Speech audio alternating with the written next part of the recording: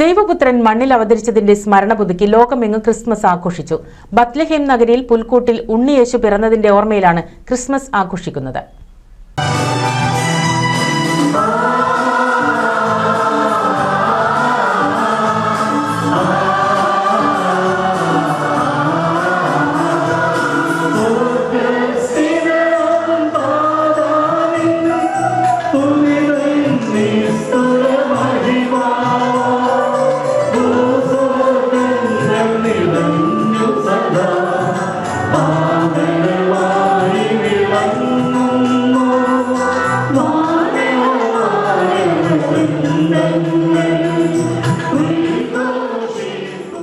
പാപത്തിന്റെ അടിമത്തത്തിൽ നിന്ന് മനുഷ്യരുടെ മോചനത്തിന് രക്ഷകൻ അവതരിക്കുമെന്ന് പ്രവാചകന്മാർ വഴി ദൈവം നൽകിയ വാഗ്ദാനത്തിന്റെ പൂർത്തീകരണമാണ് 2000 വർഷം മുൻപ് പുൽത്തൊഴുത്തിൽ യേശുവിന്റെ പിറവി.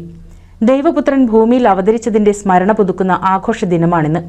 കാലിത്തൊഴുത്തിൽ ഉണ്ണിയേശു പിറന്നുവീണ ദിവസം.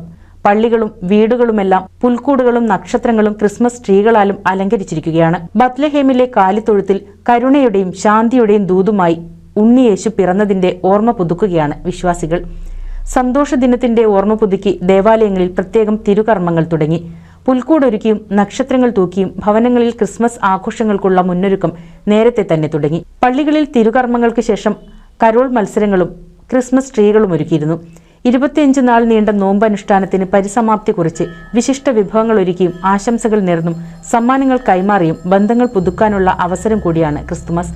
പൊന്നാനി സെന്റ് ആന്റണീസ് ചർച്ചിൽ നടന്ന ക്രിസ്മസ് ചടങ്ങുകൾക്ക് ടോണി വാഴപ്പിള്ളി കാർമ്മികത്വം വഹിച്ചു. News desk NCV.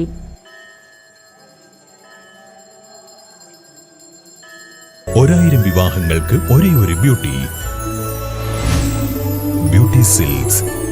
Edappal, Chavakkad, Triprayar, Puthanathani, Perinthalmanna.